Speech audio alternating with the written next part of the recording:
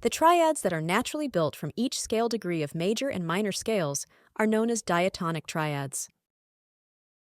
We will now build diatonic triads from each degree of this C major scale. It's important to note that diatonic chords are just incomplete representations of the scale.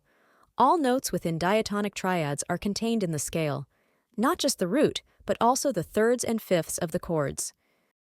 So 3 types of triads are naturally built within the C major scale restriction.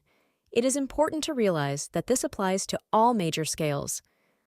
A major triad is always built from the 1st, 4th, and 5th degree of any major scale.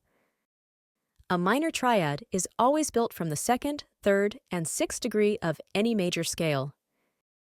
And a diminished triad is always built from the 7th degree of any major scale.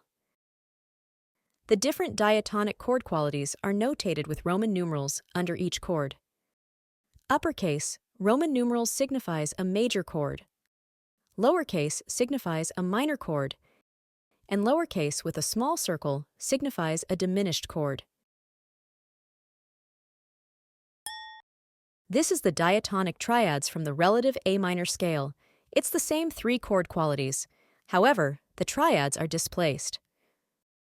Now, the 3 major triads are built from the 3rd, 6th, and 7th scale degrees.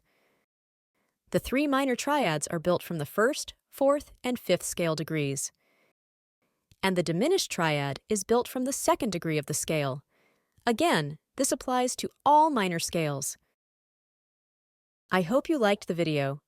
In the next video, we will look at 4-part chords and diatonic 4-part chords.